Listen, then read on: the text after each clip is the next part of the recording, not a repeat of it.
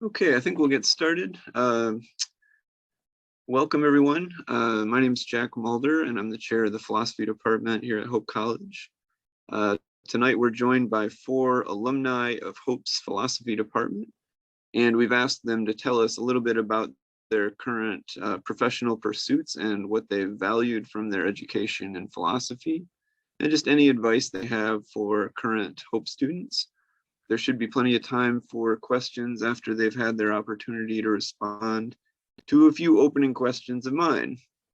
Tonight's event will be recorded, so if you know of someone who wanted to be with us live but couldn't make it, please write me. You can write me at mulderj@hope.edu, but also we're planning to post this on our YouTube channel, which is youtube.com/hopecollege. And you can also follow Hope Philosophy, in some cases Hope College Philosophy, on social media as well. Now, if you have questions for our panelists, please submit them using the Q&A function down below on your screen at any time during the panel, and I'll just moderate the questions. And our guests tonight are Eddie Cervantes, Deanna Westgate, Carl Dunker, and Taylor Mills.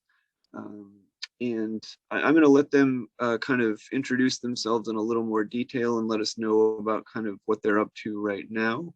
But I just want to thank them for joining us, and we'll get started. To start things off, could you tell us, I think most of you majored in philosophy, but you might have majored in something else. So could you tell us a little bit about what you majored in at Hope and what you do now? And I sort of randomized the order and came up with Eddie starting off first. So Eddie, could you tell us a little bit about what you majored in at Hope and what you do now? We'll go from there, okay? Sure, thanks, Jack. Yeah, so I majored in philosophy in 2019, and I had a minor in business management. And now I'm at DePaul College of Law in Chicago. It's my second year. So that's what I'm up to, just in some extracurriculars at DePaul. Thanks. Deanna, could you tell us a little bit about what you're up to? Sure, my name is Deanna Westgate. Oh, one second. I majored in chemistry and philosophy, and I graduated from Hope in 2002.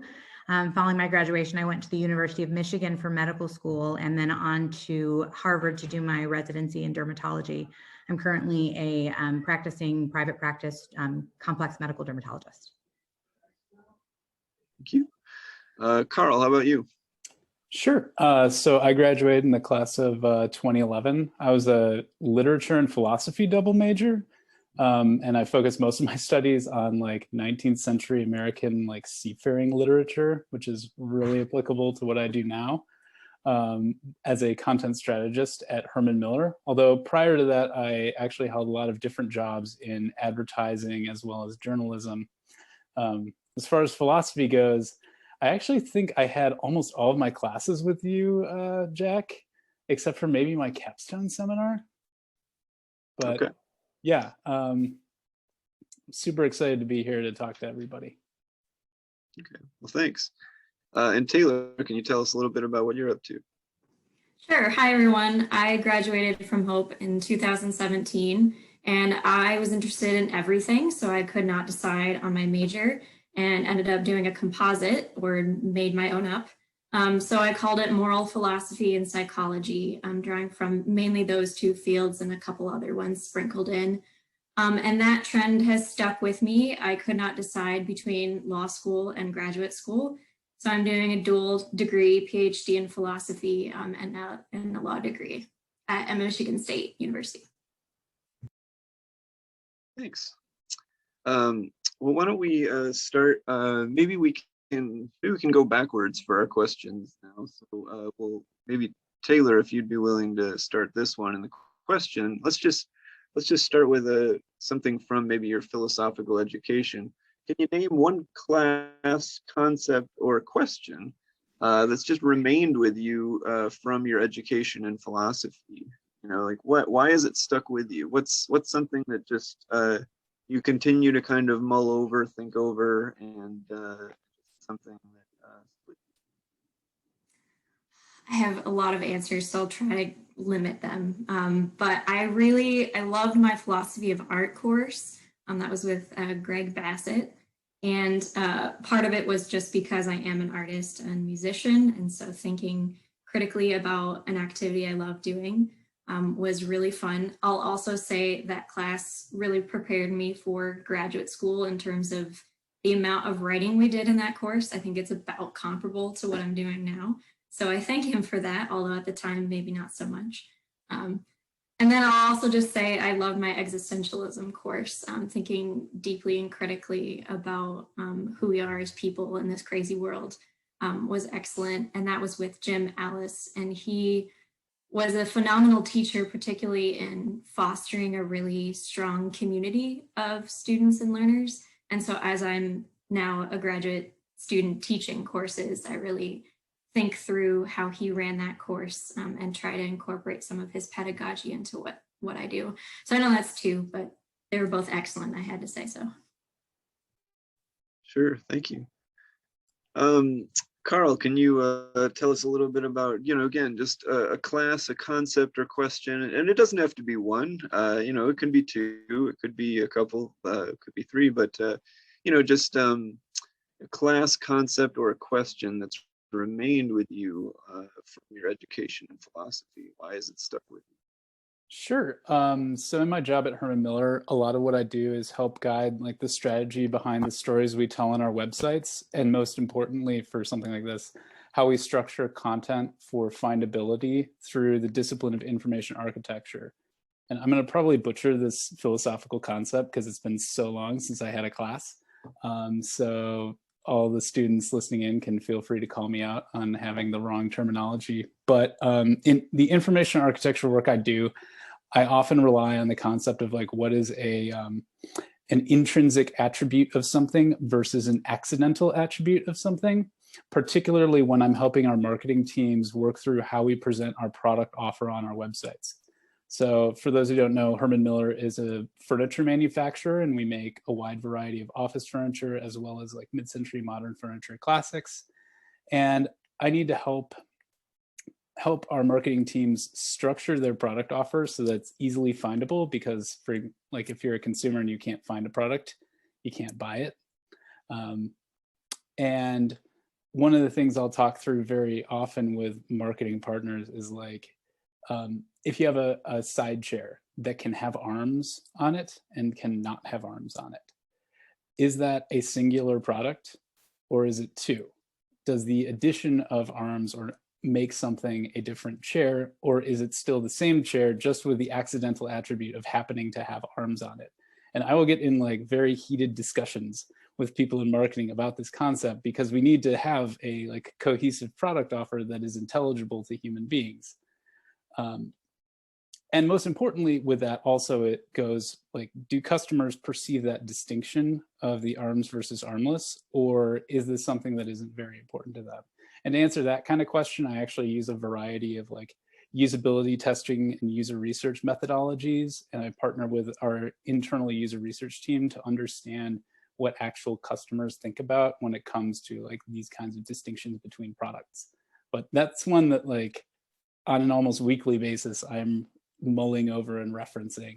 And I think that was like one of the first things that really struck me. And I believe it was like ancient philosophy where we would talk about that very often. Great, thanks.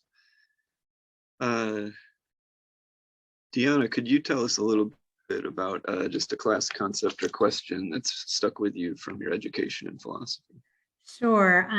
The class that stuck with me, I think, the most in philosophy, and actually what got me hooked on philosophy when I was a student at Hope, was actually logic, which is probably a little surprising and maybe not so surprising considering I was also a chemistry major. So the concept that I found really intriguing and compelling was the concept that an argument, no matter what field or no matter what what area of study It was in could be critically analyzed in the same way that a scientific principle could be critically analyzed, and that the validity of such a concept could be questioned based on, small findings of error in someone's logic.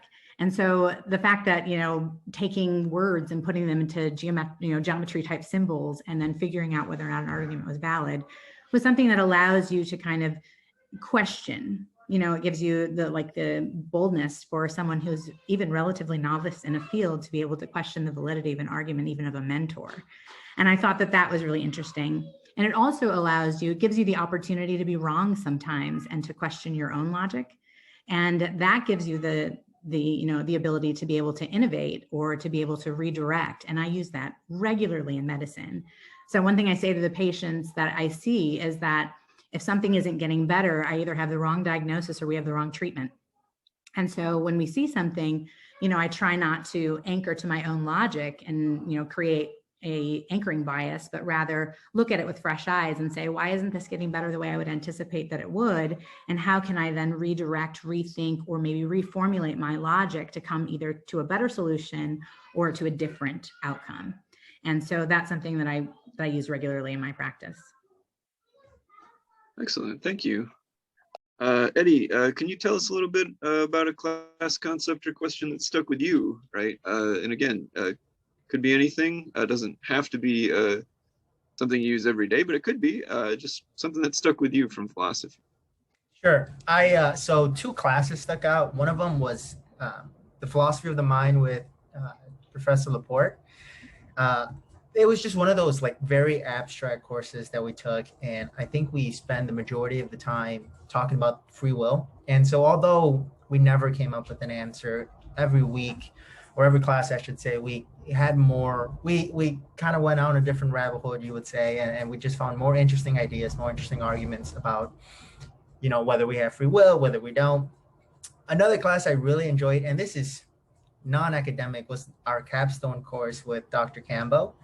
And I don't know if he's on or not, but I was with all my good friends, and Dr. Campbell, he really let us kind of guide the class, and it was fun.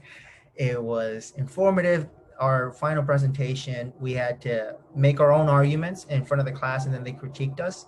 And at DePaul, I'm in the Moot Court team, and so the way appellate court works is you kind of make your argument, and then the judges question you as you go along.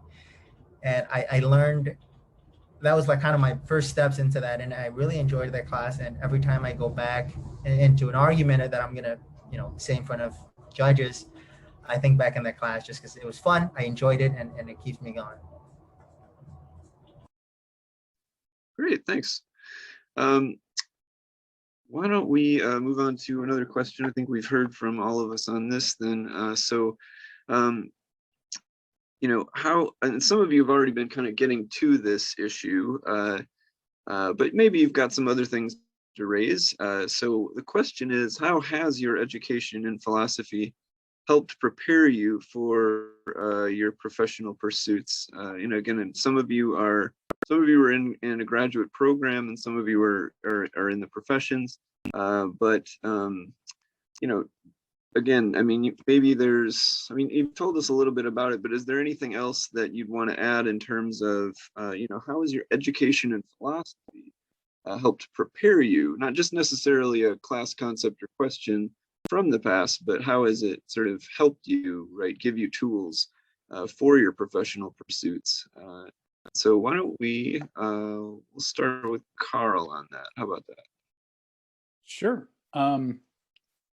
I think one of the things that my philosophy education really gave me was an appreciation for the importance of rigorous thought and consideration before I speak and present things out to people.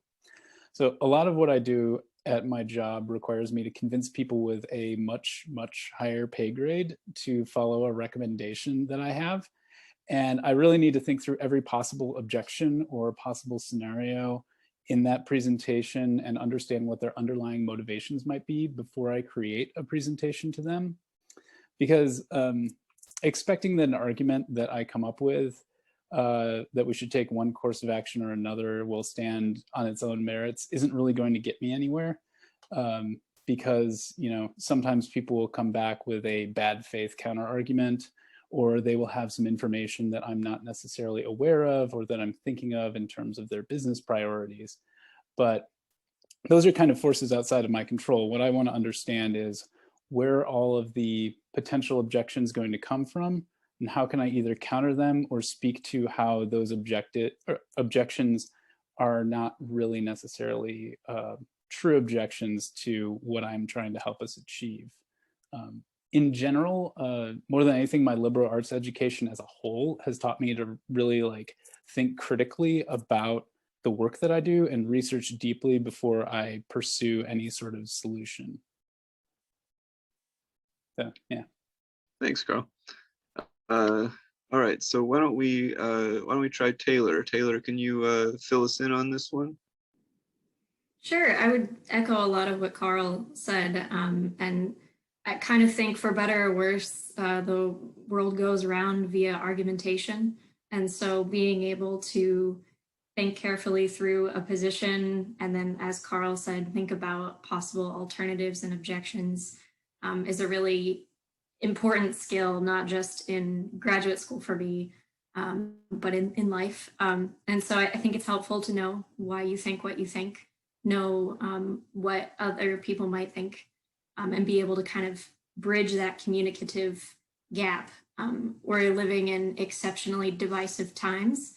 So I think philosophy as a field is a real asset for people to be able to understand alternative positions, so that there can be some communication and hopefully some work towards making this place better. I'm very social justice oriented in my field, so that's kind of where my head is at. And I see a real value to philosophy's training in that way of thinking. Thanks, Taylor. Deanna, could you tell us a little bit about this question? You know, how did your education in philosophy help prepare you for your professional pursuits? So I would echo a lot of what other people are saying. I think part of a liberal arts education really you shouldn't think of it as vocation training.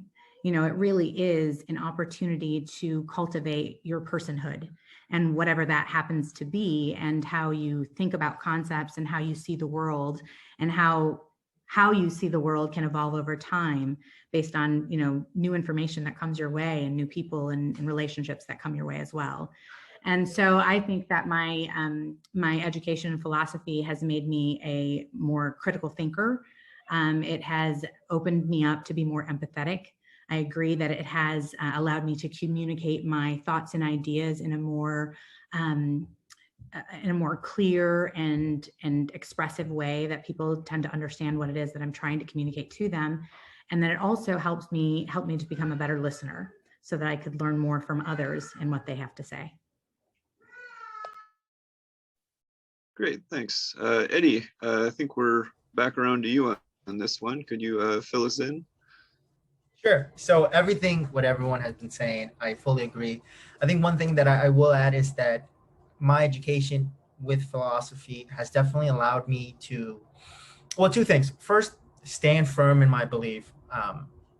You know, in every philosophy course that I've taken, there's always going to be two different sides, and it's allowed me to know when it is a battle that I can die on the hill for, you could say, or really expand on. And on the other hand, it also allowed me to understand when there's that gotcha moment on me and I have to admit defeat.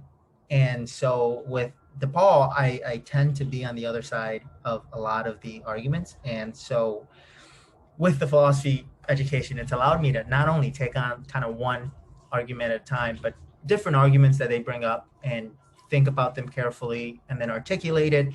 And like Deanna was saying, know when to accept defeat and say, okay, you know what, you did get me there. I got to go back and think whether I am wrong or right.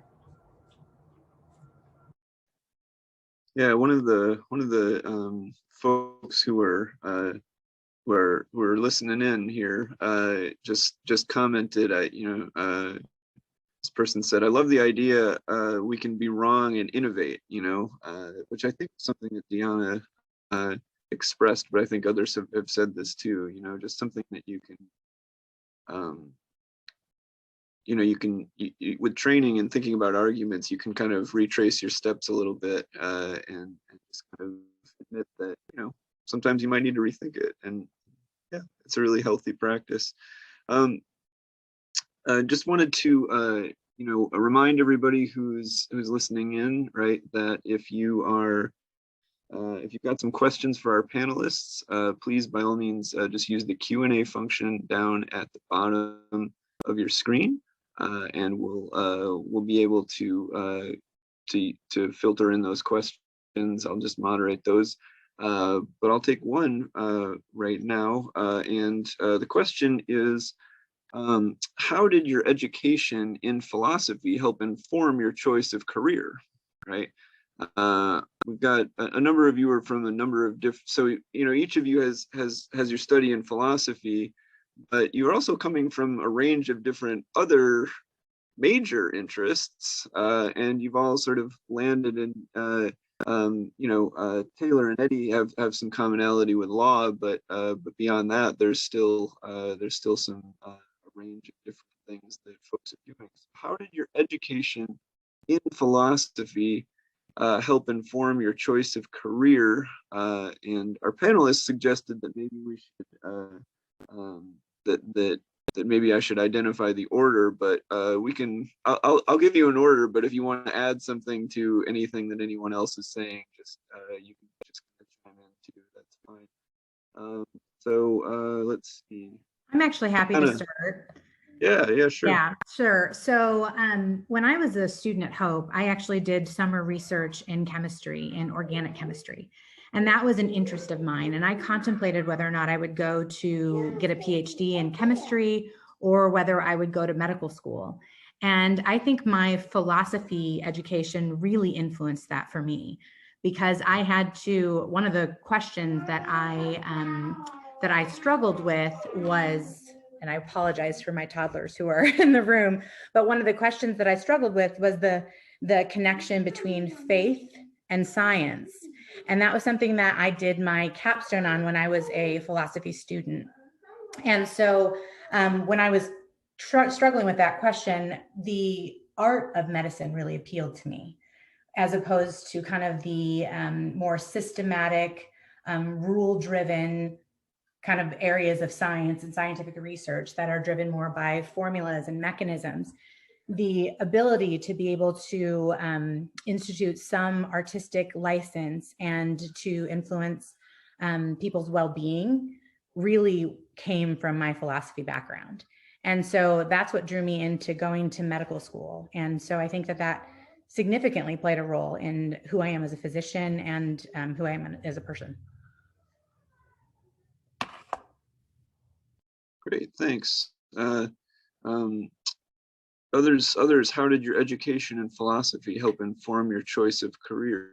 And I don't even have to apologize for picking someone right now. So if nobody else wants to chime in, I can pick one. But maybe maybe one of you's already got a thought on the brain and you want to go ahead. Yeah, I can go, Jack. Yeah.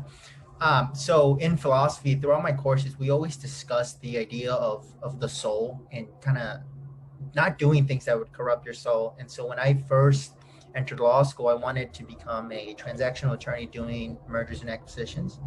And although there's people that do it that don't corrupt their soul, I definitely was leaning towards that because of the money. I mean, these people make excellent money. And however, after talking about it and just really thinking about it, I think that it allowed me to kind of shift away from only being money oriented or driven and begin to focus on different things that A, I can make a living and be fine, but B, also kind of give me the substance I need to make sure I'm not going to go down a dark path. And I think that throughout the 4 years, even with the mix of business courses and philosophy courses, I was able to kind of tackle on that question early on. And so when I began doing research and looking at the kind of journals I wanted to join at DePaul, although I stuck with the business one, I'm not just focused on money, and now I'm focused on, whatever excites me the most. And I kind of came down on Chapter 11 bankruptcy, and I'm glad I did it. I'm glad I thought about it my first year, because there's some students that are still struggling with that because they just haven't thought about these questions before.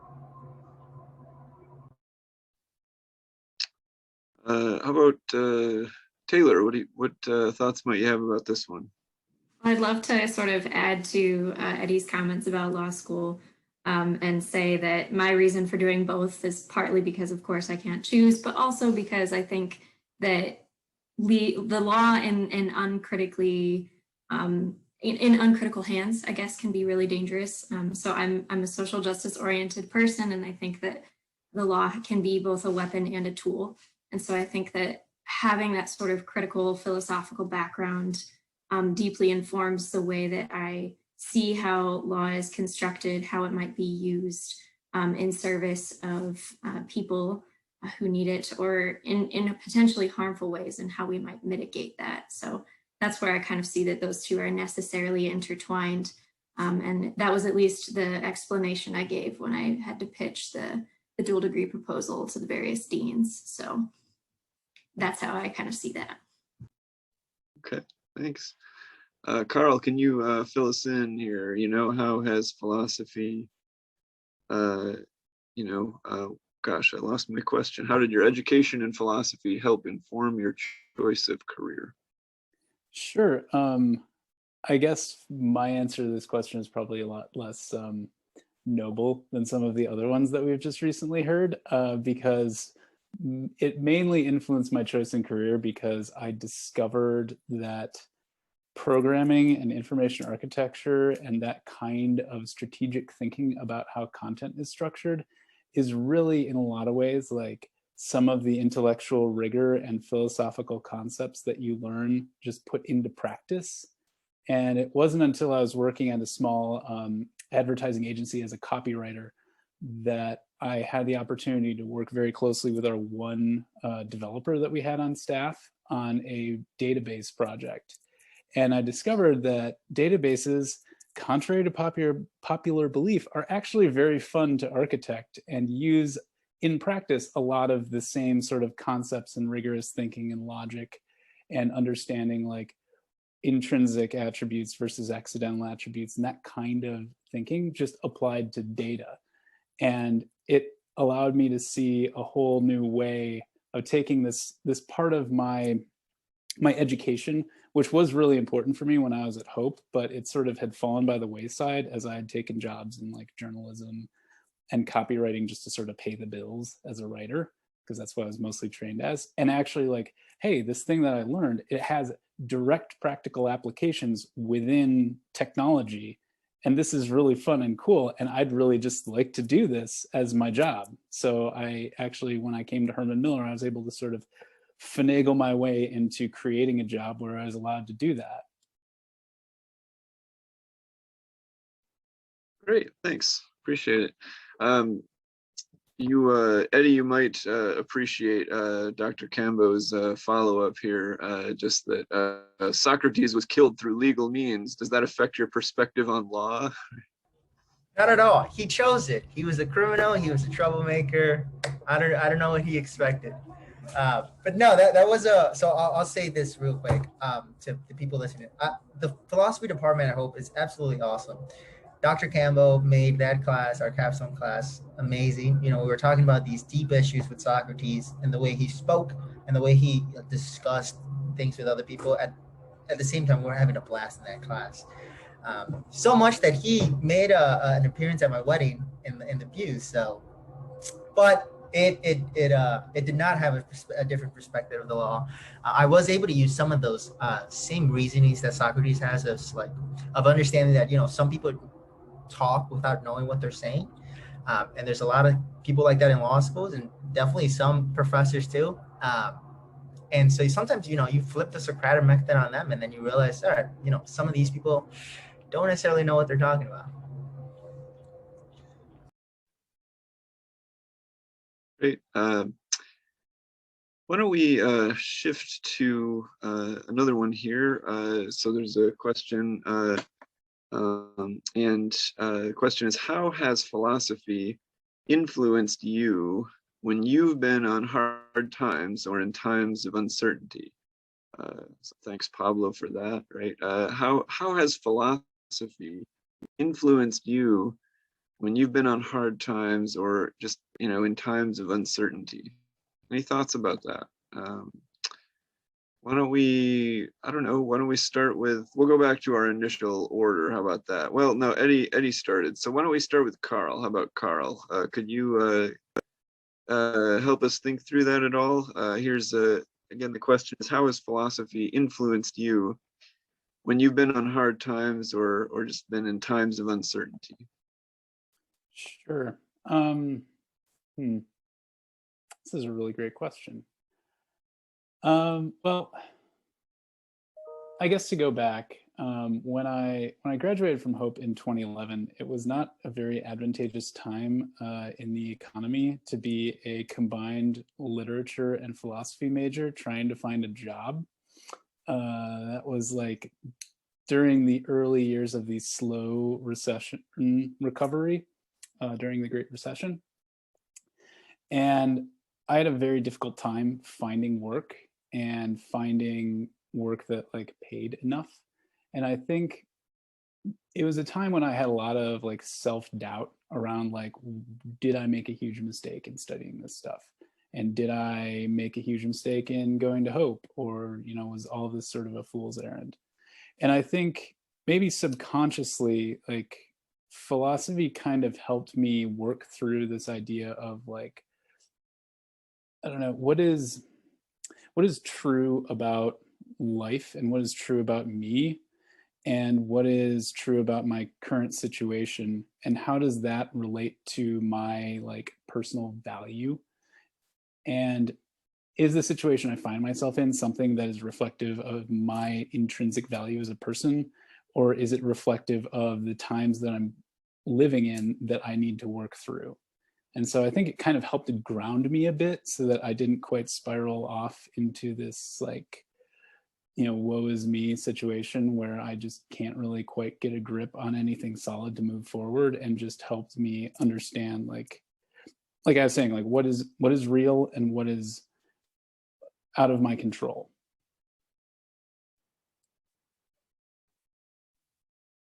Great, thanks, Carl. How about, well, gee, let's try Taylor. How about Taylor? Can you help us think through this one a little bit?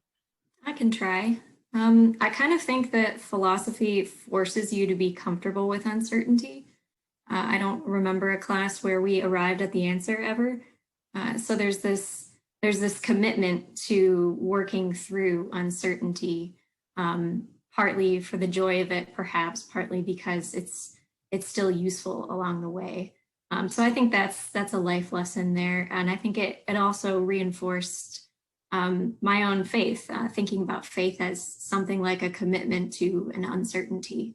And so there's this continued dedication to something challenging and sometimes ambiguous, hard to determine, because there's a lot to glean from the journey on the way. And so I think that's my first kind of thoughts on a really great question. So thanks for asking. Great, it is a good question, right? I mean, there's a lot to think through here, right? And philosophy is an interesting discipline because there's so many different people trying to think through different approaches to problems, some of which are theoretical and some of which are deeply personal. So maybe Deanna, if you could help us through this from your angle on things. Sure. I would agree. I think part of being exposed to philosophy is being exposed to the concept of, even in like the waiting, even in the process, there's something to be gleaned. And so when you fall upon hard times, I think it's really useful to know that part of that process is going to add value, even if the outcome isn't what you anticipated it would be. And even if the path to get somewhere veers off in multiple different directions along the way. And so I think that that certainly that plays a role, that kind of thought about the process being worthwhile, no matter what the outcome tends to be, whether you come to a great answer or whether or not you come to an unexpected outcome, that process is valuable. The other thing I would say is philosophy teaches you that you are in good company for struggling. So I think it's also part of like the introduction to all of these great minds who have who have struggled. I mean, there are many philosophers that we read about that went through a lot of life-altering changes in their own thought processes and their own way of looking at the world. And I think the perfect example of that is C.S. Lewis. And so the introduction to some of those thinkers who have gone through dramatic changes in their lives and have struggled also just lets you know that, you were in good company to kind of endure some of those things, and you come out on the other side, hopefully more thoughtful and better off in the end. Great, thank you. Eddie, could you help fill us in on this? How has philosophy influenced you when you've been on hard times or, been in times of uncertainty? Sure. So I think with, uncertain times, being a philosophy student, you are introduced to a lot of different thinkers. Someone such as like C.S. Lewis, Jordan Peterson, who's in the arena now. They're good people where you can, first off, understand their level of rigor, and second, kind of continue on with their ideas. And they also point you to different authors. So I think one of the benefits of being a student of philosophy is that you are able to, like Deanna said, not be in that journey alone. You can read books, you can understand difficult ideas, and then, apply some of your thinking to your own life. And, that may help you. A lot of times, especially as someone like C.S. Lewis, it'll guide you, to God through his thinking. And sometimes that's just what you need. You need a higher authority almost to know that, it is going to get better. So I think that's a great benefit of being a philosophy student, is that you aren't alone in those hard times, that you're able to be pointed to different directions. Okay, great. Thank you. I think I'm going to throw in a question here just because it's one that you knew about in advance, and I don't want to, if you had prepared any thoughts on it, I don't want to miss it. So the question is, do you have any recommendations for college students, looking to land a job in a challenging job market? I mean, job markets being what they are, things are often challenging, but the pandemic probably puts an extra spin on it. And just wondered if you had any thoughts about, recommendations for college students in that context. Let's see, who can we start with? How about we go with,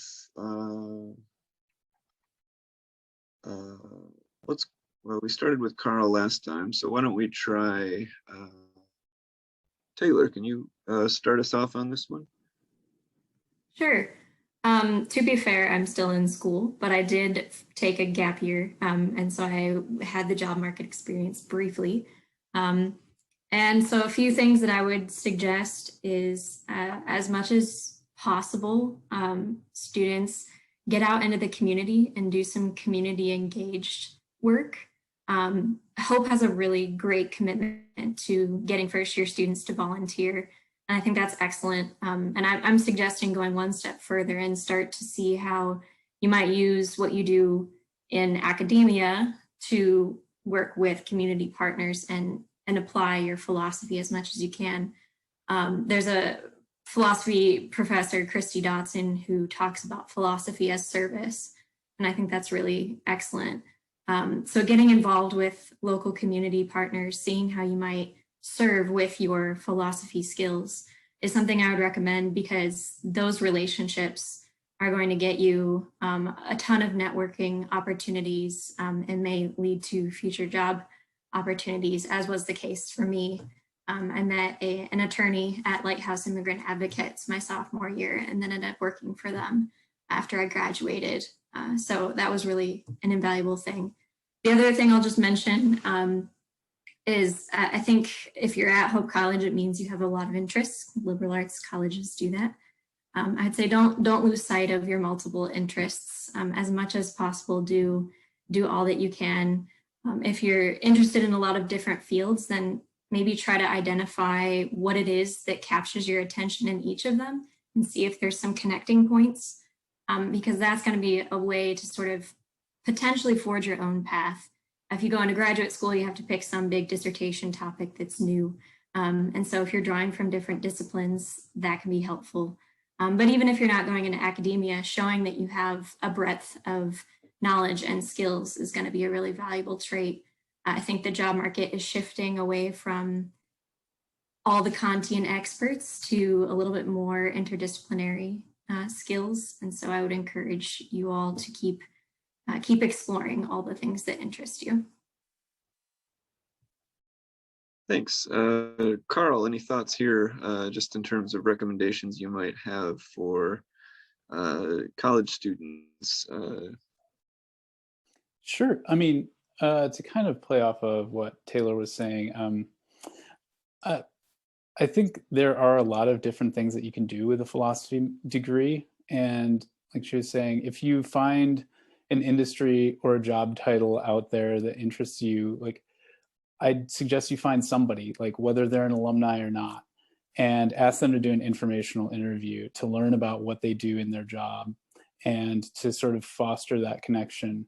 Like in my experience, you know, when I said I graduated out into the recovery from the Great Recession, I had the opportunity to be a journalist right off the bat. So I was able to actually interview a lot of different people in a lot of different walks of life and learn a lot about different industries that possibly would interest me. And it really helped me get a sense of what you can and can't do, for example, with an English degree, and where there are and aren't jobs for that kind of stuff. And, you know, like I say, in my experience, people really love to talk about what they do. And you'll learn through talking with them whether or not their job or their industry is actually something that's truly interesting to you, or if it just sounded interesting at the outset.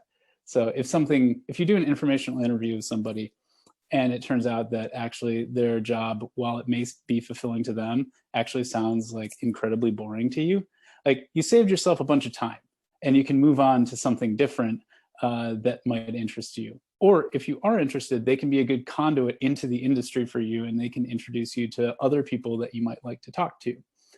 The goal in having an interview like that is not like to get a job out of doing it. That's very unlikely to happen, but it's to build a network of people who know who you are and know what you're interested in, so that down the line, if they see something, they'll think of you and drop you a line and say like, hey, this might be an opportunity you might be interested in. Like, just as a general note, I'd say like when you graduate or before you graduate, ideally, I did this way after I graduated, so like don't do it the way I did it. It was not great. But keep as many irons in the fire as you possibly can, because eventually one of them will pay off if you just keep reaching out to people, keep being on their radar, and also have a really open mind, not just in terms of industry, but also in terms of geography. Like, I had the good fortune to find jobs in Grand Rapids because I wanted to stay in West Michigan, and actually ended up with a job back in Holland. But, you know, there are lots of interesting jobs at interesting companies all over the country, and, you know, try to be really open with all of that. Great, thank you. Deanna, could you fill us in on this one, just recommendations you might have for college students? Sure. One thing that I would say is don't pigeonhole yourself when it comes to opportunities, and recognize that your giftedness may not align necessarily with your field of study. So just because you studied philosophy and you happen to be a complex thinker, and you happen to be a critical evaluator of arguments, and you happen to enjoy reading and kind of sometimes maybe even overthinking some certain concepts, that doesn't mean that you may not have other areas of interest or giftedness that your philosophy degree just kind of enhances and augments, and that you can use that in another field. So just kind of keep that in mind. As a alumnus of Hope College, like I said, I am an advocate of a liberal arts education. I think it teaches people who they are, it teaches them how to think, and I think that that is applicable in so many areas of life. In addition, I have a nephew, because that's how old I am, who also is a graduate of Hope College, who has a degree in biology and religion, and he works for Apple. So like I said, it doesn't necessarily have to be something that aligns specifically with philosophy. You know, this is an opportunity to discover and then use your giftedness, however that may, you know, manifest itself in a career that, you know, kind of explores your passions. Yeah, actually, to kind of riff on that last point, I'd mentioned that I was doing this to my director today, and he had actually, like, he's been around the tech sector and the design world for quite a while, and he actually was saying that some of the best programmers and designers and creative technologists that he's known have actually been philosophy majors, and that's been his experience, like, across the board, which really kind of blew my mind. I'll take that. That's great. Yeah. Eddie, anything to add on this? Thoughts here about recommendations you might have for folks, who are current college students, kind of thinking about how to think about that. Yeah, what I would say is that, although philosophy is the best degree you can get, unfortunately, it's not as marketable as other degrees. And so my advice is to, if you can, get a double major in something else. Something a little bit more marketable where,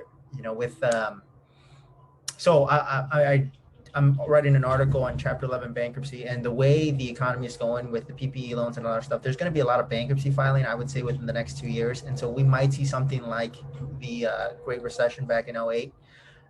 So I would say to double major in something that's a little bit more marketable, where and that's recession proof. So even if it kind of as a backup, right? You don't have to be an accountant if you don't want to, but it's good to have an accounting degree because people are always looking for accountants. So that's my advice. If you can, get a double major in something else. Of course, not everyone can do it, especially in the year that you're in. But if you're early on your freshman or sophomore year, I would say think about double majoring in something a little bit more marketable. Okay, we're going to do a pretty hard stop at about the hour mark, but for now, maybe we could just kind of give a short thought about, have you been able to keep up your philosophical habits after Hope? Do you have any practices where you kind of return to a little philosophy, right? Little philosophy with your coffee or something like that, anything like that. Do you have any advice for students just to kind of, fertilize your day with a little philosophy? Let's see. So, Deanna, go ahead, please. Yeah. So a couple of things. One, I just kind of want to piggyback a little on something that Eddie said. I was a double major. I double majored in chemistry and philosophy. And I will tell you that in medicine in particular, chemistry degrees were a dime a dozen. And my philosophy degree is what caught people's attention. Not only did it catch people's attention when I was applying to medical school, but it also caught people's attention when I was applying to residency. I can't tell you, the folks at Harvard wanted to ask more about my philosophy degree than just about anything else when I was applying to residency. And I think it's because it makes you well-rounded and it makes you thoughtful. And so I will say, while it might not seem as marketable in some fields, don't discount it. It's so valuable in so many ways. And I will also say that my chemistry degree chemists do wonderful things for the world, and they are groundbreaking and make a lot of innovations and changes. But I have not used an organic chemistry equation in my practice at all. So I am so far removed from that, but I will tell you, daily, I use my philosophy degree when I'm taking care of patients. I find, like I said before, it influences my normal practice. It influences how I might change gears with a patient, but it also influences some of the ethics that are part of what I practice. And so if I were to say, what philosophy things do I have with my coffee, I would say that some of it is kind of wrapped around what we do because we can and what we do because we ought to. And so I think that that's a concept that I grapple with in my daily life. And the other thing that I would say is that I also have 3 small toddlers. One of them is 4 and 2 of them are walking all around here now, and they're my 2.5-year-old twins. And so that's the reason I've been kind of up and down a little bit chaotic here. But one thing that I try to teach them is that sometimes you learn more from being wrong than you do from being right. And the pursuit is what makes you great at things and learning new things and and enduring frustration, which I think is part and parcel of a philosophy degree, is just being endlessly frustrated. But enduring that can be remarkable in the end. And so I think that that's probably something that's also valuable in just my day-to-day, teaching them that learning something new can be frustrating, but keep trying, and there can be greatness in the end. Great, thanks. Eddie, could you, or go ahead. I was just gonna impose an order, but I don't have to, so you know, Charlie, you were gonna follow up. Yeah, I was just gonna riff on that last thing, because like in a digital design discipline where you're employing like user research to understand the success or failure of a given design that you create, or a given piece of content that you're creating, like that exact mentality of like being wrong and understanding that that can be a very good thing, because that's how you learn and you grow and you actually make the work better, is so critical to everything that I do every day. Like that's, I kind of joke to my colleagues sometimes that there's sort of like a hierarchy of good outcomes from a user test that we'll do. It's like we're right and we knew it, so that's good, we were right. Then the second highest is that we were wrong and we learned something from it, because the third worst is we're right and we didn't learn anything from it, because that means like we're right but we don't know why we were right, and that's like pretty bad. Because that means you can't replicate it. And of course, the worst outcome is you're wrong and you don't know why you were wrong. But the real sweet spot is when you can push something to the point where it breaks and you can see why it broke and then make it better. The other thing that I do every day at work, and everybody on our team is always pushed to do this, although I think my philosophy courses really like force me to think this way very often, is like, how do we make, as a company that makes digital products that are used by people around the world, like how do we make ethical decisions about how we build those products and how we like treat our customers' data, or how we make our digital products accessible and inclusive to people who, you know, may not be able to see or may not be able to interact with our product in the way that necessarily everybody else can. It's very important to always have those things top of mind, because if you're only thinking of your own frame of reference when you're designing something, you'll be leaving a lot of other people by the wayside. And like, I mean, to the lawyers on the call, that opens you up to like possible legal exposure, but also it's just not a good thing to do. So like we really push ourselves to be that way in general.